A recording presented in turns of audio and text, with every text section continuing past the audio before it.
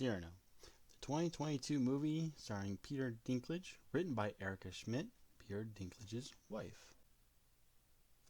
This film is an adaptation of the play Cyrano de Bergerac by Edmond Rostand, which is based on the actual real life of Cyrano de Bergerac. The plot for this movie revolves around Cyrano's love for his longtime friend Roxanne. However, she is unaware of his love for her. He believes that he is physically unattractive and therefore unable to woo her. Roxanne falls in love with a gentleman by the name of Christian, and Christian falls in love with her. However, it's only by sight. Cyrano is a captain in the army, and Christian is under him.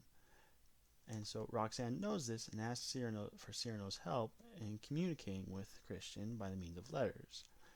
These letters are written by Cyrano because Christian is not as poetic or smart as Roxanne would like him to be. And so Cyrano, helping out, in reality Roxanne, helps Christian to write these letters and communicate with her so that they can fall in love, which they do. However, it is in reality Cyrano with whom she falls in love with rather than Christian, with whom it's only in reality his looks which she falls in love with. This kind of plot, with the way the characters are written, we understand enough about them, we're able to get invested into them, and the actors are able to portray them well enough to warrant that investment. So we care about what happens to them, and the secret between Christian and Cyrano adds tension to what's going on, hoping that Roxanne never finds out. And there's a war in the movie that's kind of looming over, at least over Cyrano and Christian, because they're in the army, and so it adds a certain timetable. Are they going to go off to the war, or are they not? And so with all these things combined, it makes for a good story overall. One thing I noticed about watching this movie was the visual aesthetic of everything. For about the first half to 2/3 of the movie, it has very warm colors. They're set in the city, some city in France. The movie never specifies where exactly, but the colors, it has a very warm feel to it. There's somewhat flamboyant colors, but not to the extreme that's distracting, but rather it helps add to the feel of the scene. And later on in the movie, where it takes place in a very, very cold mountainous area, there's snow everywhere, and the colors that are used for those scenes reflect that, reflect not necessarily just the physical atmosphere, but rather the tone of the movie. It's a very cold place, it's a very somber mood. And so overall, just the visual aesthetic of the whole movie overall was very, very pleasing to look at, and it helped with the storytelling that's going on. Now, the music in this movie I thought was very good. I am by no means heavily musically inclined. I merely enjoy listening to it, but from where I'm at, I thought it sounded very good. It was very pleasing.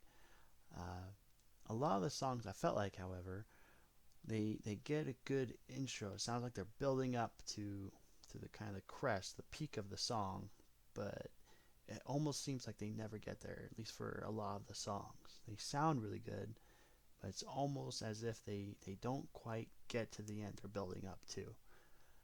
That said, there was one song in particular I thought was done really well. However, it's not sung at all by anyone in a lead role, but it fit the tone really well. All the songs really do, but the one in particular, it was something. It was a song I was trying to sing as I left the theater. It done very well. Now, the dancing that goes with the music, I felt was fine. There wasn't necessarily anything that really stood out to me, other than one song that they sing while at the military base. The men they're practicing fencing, and so they're using sticks. And as they make contact, it goes in with the beat of the song, which I thought was a really cool thing to do. It shows these military men, they're still being soldiers, but they're able to kind of have that little musical flair to them.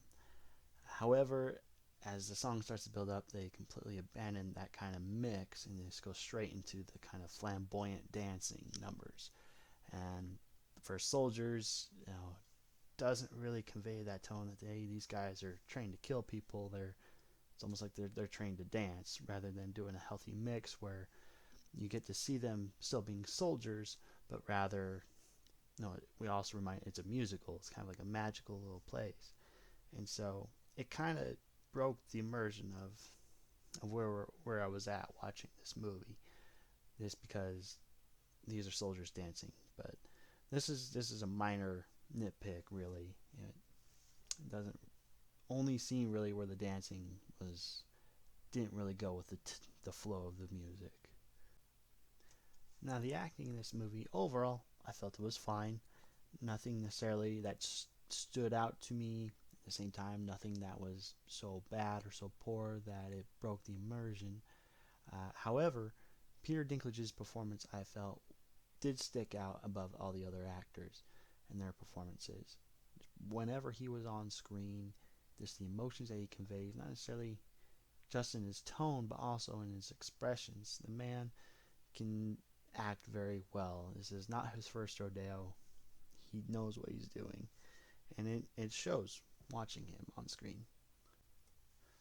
Speaking of Peter Dinklage, it brings me to my next point. In the original Cyrano de Bergerac, the physical deformity that Cyrano has is that he has a larger than normal nose, and he feels that he's not handsome enough to woo Roxanne. Now, in this story, that physical deformity is expressed in Peter Dinklage's size. Now, he is a midget, therefore he feels that he is not physically able to woo the woman that he loves. Now, just in that context, I feel it's a fine expression of that flaw, at least self-seen flaw. However, in this movie, Cyrano is expressed to be a captain in the army. Now, with that, you have to be able to physically perform your jobs very well, and especially where he's a captain in the army. Now, the way that the fight scenes are shot in this movie, it actually does a good job of portraying his physical ability to defend himself, to fight with a sword, to use a rifle, for the most part. And in one fight scene, he is able to catch a man's dagger trying to stab him, which would be difficult for a full-size man, whereas where he's a midget, this would make it especially difficult. And then he's pulled up by a noose, and then off screen, we're able to see him throw 3 men. While we don't see the actual throwing, or any way in which he'd be able to, it starts to break the immersion because of his size and the fact that these are 3 normal-sized men. It makes it hard to believe, and it starts to break that immersion of the scene.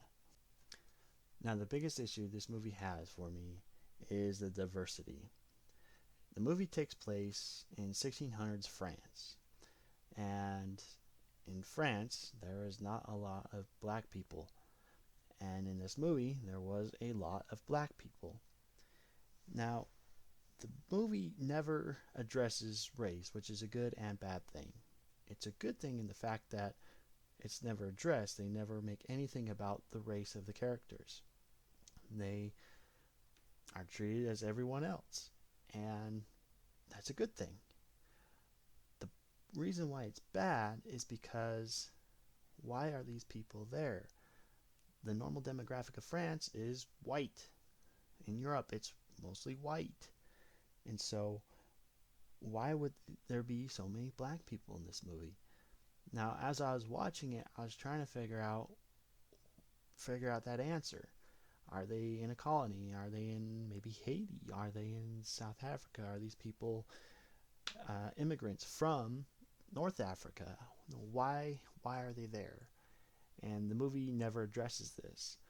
And so it made me think that these people were simply hired to check the diversity box.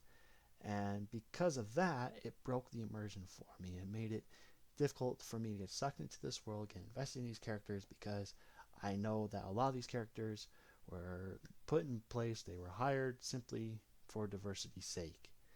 And for me, that was a big flaw, and it broke the immersion for me more than anything else. Now, for some people, this is a non-issue. They can watch it without even thinking about it and just enjoy the film. And honestly, I feel that if you can do that, if you're one of those people that's where it's a non-issue, you'll have a great time watching this. However, if historical accuracy is important, or at least a game breaker, this movie will not be as enjoyable for you because of that. Overall, I would say it is a good movie, has a good plot, good characters. A lot of it goes really well. Just with some minor flaws, and the diversity being the biggest flaw.